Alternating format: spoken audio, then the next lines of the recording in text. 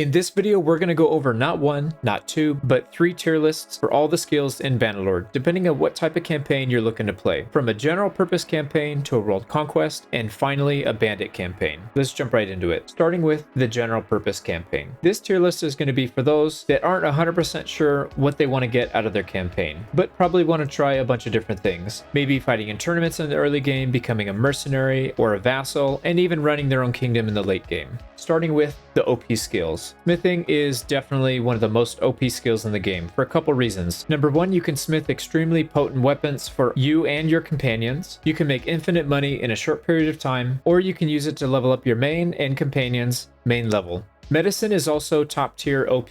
Medicine also tops the chart as OP. The perks are great because they give you more hit points, better healing rate, better chances of injury, and it can keep you or your companions alive longer if you have death enabled.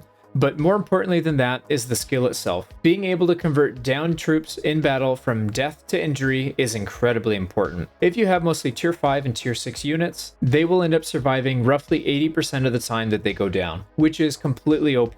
Up next, the needed list. Steward is a great skill, and I'm actually halfway tempted to move it up to OP, however I'm going to leave it as needed and I'll tell you why. The perks in Steward are really good, mostly because of the wage reduction perks. However, in a recent patch they did nerf several of these, so it's not like before where you can get your troops to pay you their daily wage, but you can still reduce the overhead of your army by a significant amount with a good Steward skill. And on top of that, and even more importantly, it allows you to recruit more troops to your party. Leadership also makes it to the needed list, although I'm half tempted to move it to good, but we'll leave it here for now. The perks here are really good. They have several perks that increase party size, and there's a few other ones that I would consider somewhat OP. However, the skill itself isn't all that great, as morale in Bannerlord isn't that important.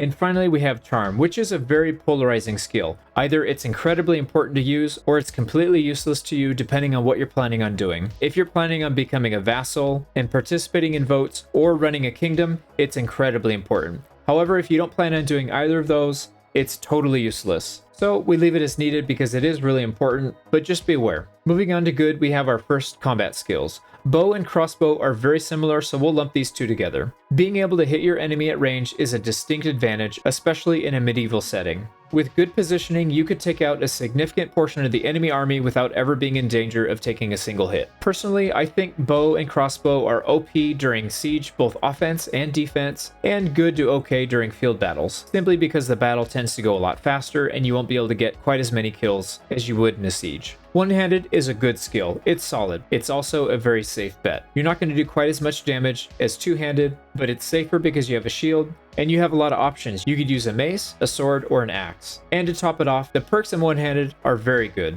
Polearm I am tempted to put to needed, however I'm going to leave it as good, and I'll tell you why. It's very similar to one-handed and two-handed in a single skill tree. You can use it with a shield, you can use it two-handed, you can have a weapon that thrusts and swings, and can decapitate anybody in a single swipe. It's a very good and versatile skill, and even has some really good perks. However, the perks aren't quite as good as the one-handed, and it definitely earns this place in the good category. Athletics makes it to this tier because of the perks, although the skill itself is decent too. Some of the perks are just downright OP, like getting 2 attribute points without having to put a bunch of attribute points into endurance to get there. And the final perk, 275, basically makes you unkillable if you have late game armor to pair with it. And more importantly, having a little bit of athletics means that you're not going to be crawling around the battlefield, especially in sieges. And next, the okay category. I'm half tempted to put throwing into bad, but I'm going to leave it here as okay because there are some instances where it's actually quite good. There are 2 big issues I have with throwing. Number 1, the limited ammunition capacity, and number 2, the overkill at the high end of the skill tree. A good pack of javelins will have 4 to 5, and with a few extra perks, you can get that up to about 10. And with the Impale perk, you can pretty much one-shot anybody. So you might think, what's wrong with getting 30 guaranteed kills? Well, if you compare it to something like bow, where you can have over 100 shots per battle, your killing potential is much better with a bow over the long run. However, if you're looking to pick off heavily armored nobles or tier 6 cavalry, throwing is actually really good for that. So I'm going to leave it as okay. Now, putting two-handed as okay is a bit blasphemous because me personally,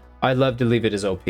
However, if I think about it subjectively, it's actually not that great. Once you get into the higher skill levels of one-handed and polearm, you end up doing the same amount of damage, but you're still able to keep your shield out. The only real benefit you have here with two-handed is being able to hit more than one person with a single swing using a two-handed axe. The problem there is, the situations where it actually is useful is very niche. Next we have riding. I actually like riding as a skill. However, if you compare a low-level riding character to a maxed out riding character, there really isn't a huge difference. You can be incredibly potent on a horse with only 100 skill, but you could be completely useless with a maxed out riding character and very low melee combat skill. And to top it off, the perks aren't all that great. And finally we have scouting, which I'm putting in the okay category, although I am half tempted to put it as good. Some of these are tough choices. The skill itself lets you see further beyond your character, which allows you to either acquire new targets that you're looking for or avoid bad situations like being surrounded by enemies. The perks are quite good as well, giving you more movement speed on the campaign map. Again, I am half tempted to put it as good. However, since this is one of those ones that performs quite well on a companion, I don't think you really need to level it up too much on your main character, so we'll leave it as okay. And finally, the bad category.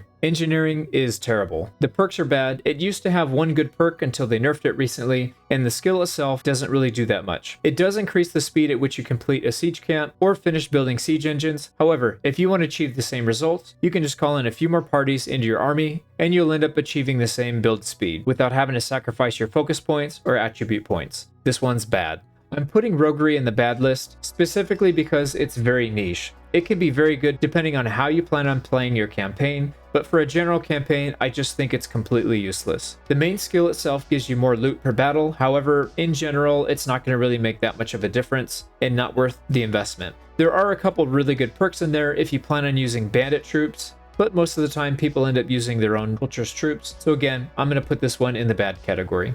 And tactics. This skill used to be a complete meme, and it still sort of is, although they did fix a few things. The main benefit from tactics is getting more favorable results from auto-resolve battles. However, even at the higher skill, you can still lose a couple Fiend champions to 10 looters, which is absolutely absurd. Unless you're planning on doing an auto-resolve campaign, I don't recommend putting any points into this unless you're trying to get one of the low-tier perks like the plus 10 party size at level 75. Otherwise, avoid this skill. It's bad. And finally, trade. I'm actually half tempted to move this up to okay. You know what, let's do that. The reason I'm going to put this as okay is because a lot of newer players like to do trade runs, and I don't want to discourage them. However, the skill objectively is not that good. The skill itself reduces the trade penalty that you pay when you're doing trade. However, if you compare a level 0 to a level 300, the pricing you pay is really not that big of a difference, and the skill itself takes forever to level up unless you're using exploits. And to top it off, a lot of the perks are just not that useful. But like I said, we'll leave it as okay because I don't want to discourage newer players from picking this. If you're going to be doing a trade campaign, this is definitely a must. Pick it up. If you're specifically not doing a trade campaign, do not put any points into this terrible skill. And that does it for the general tier list. Let's take a look at the World Conquest, one of my favorite ways to play the game. Medicine is OP. You absolutely need this, especially from the early game all the way through the late. It's going to help you keep your high tier army intact so you can take that first fief, defend it against a bunch of people, and continue your conquest as you go along. Charm is absolutely necessary, hands down. You're going to need a ton of influence to pass policies, promote companions, downvote all of your vassals' idiotic votes to start the 5th war, and so on. Steward is incredibly important, especially in the early game before you've started your kingdom. You're going to need as big of a party as you can get so you can take that first fief and start your own kingdom. And leadership is very important for the exact same reason. It helps you get an even bigger party. These 4 are very, very important to have, and you're going to want to put all of your attribute points into intelligence and social. Now, smithing I put as needed, but honestly it can be somewhere either needed or good. It helps you a lot with the money in the early game. Once you get past that first 1 or 2 fiefs, it really becomes pointless because money's not really an issue, but we'll leave it at needed. Bow and crossbow I would say are good. They're not necessary, but they really make a big difference in the early game especially. This is because the biggest challenge of a campaign like this is taking that first fief, and these range skills are incredibly potent at picking people off the wall and allowing your troops to get up there and take the first fief. Outside of that, not really that great in field battles, not really that necessary, but I still think they're very good. Now, you might be a little confused at engineering because I put it as bad and I bad talked it quite a bit. As I mentioned before, taking that first fief in this campaign is a challenge, and if you have some engineering skill in there, it will help speed it up because you can't recruit more people into your army to speed that part up, so this can help. Otherwise, it's trash. Scouting is decent, mostly just for the movement speed perks. Outside of that, it's really not that necessary, and everything else is completely unnecessary. I do recommend putting points into some combat skills once you get the main OP ones taken care of. However, for World Conquest, you're going to be relying on a very potent army. You should need to interject yourself into too many battles past the first 1 or 2 fiefs that you take. So that wraps up the World Conquest skills. Up next, we have the Bandit campaign. Now, some of these picks are a bit unorthodox, but the campaign style itself is unorthodox as well. Starting with Roguery. The main reason Roguery is OP is the 150 perk, which allows you to recruit any bandit troop that you can physically catch on the campaign map, making them join your party instantly. Some of the perks here are actually quite good if you're using a lot of bandit troops. However, the 150 perk is literally the only reason you need this skill tree. Stewart has a lot of good perks that'll help you along the way. However, the 275 perk is key. It reduces food consumption and troop wage reduction. Reducing food is nice because being a bandit makes it a little bit more difficult to procure the food that you need. However, the troop wage reduction is key. Running around with 200 tier 4 or tier 5 bandit troops is extremely expensive, and since you won't have the normal means of making money, it's very important to have some kind of wage reduction here. And once again, medicine makes it to the OP list, for the same reasons as before. Recruiting troops in a bandit campaign is not always the easiest, so keeping them alive with the medicine skill is key. Moving on to the needed category. Mobility is extremely important, but I wouldn't say it's OP. Having a solid foundation of either athletics or riding is important. I don't think you necessarily need both. I would probably focus on one or the other. Scouting is another one of those needed perks. It's incredibly important, but not OP. Having the increased sight range is key to staying out of sticky situations. And since you'll most likely be at war with everybody on the map, having that extra time to react is key to survival.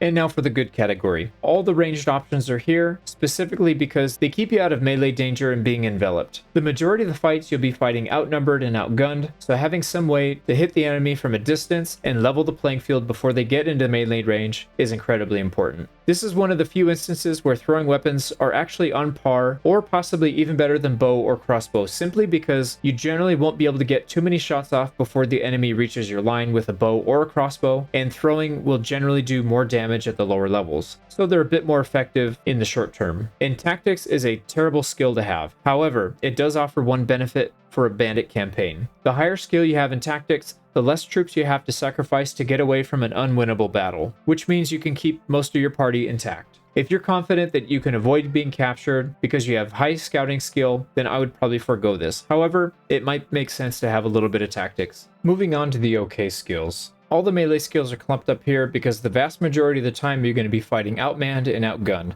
And as I said before, having some range skill is probably going to help you even the odds before you get into melee range. You're probably still going to want to have some points into some of these skills. However, I wouldn't rely on it nearly as much as I would the ranged. And now for the bad. If you're at war with everybody, you won't have access to a smithy, making that pointless. You won't be starting a kingdom, so you won't need the influence. You're using bandit troops and you won't be part of a kingdom, so leveling up leadership is impossible. Trade in general just sucks. And everybody hates you, so you can't trade with them anyways. And engineering is just trash. Enough said. And that wraps up the bandit tier list. If you've never played this style of campaign, I highly recommend trying it once you get a little bit more skill under your belt. It's really, really fun. So I hope these 3 tier lists give you a little bit of guidance on how to play your campaign. Keep in mind, this is all completely subjective. You should be picking the skills that you want to play with. However, I do have a ton of time in the game, and I think there are some skills that are just objectively better than others, and that's what this tier list is about. Thank you so much for watching, and I'll see you on the next one.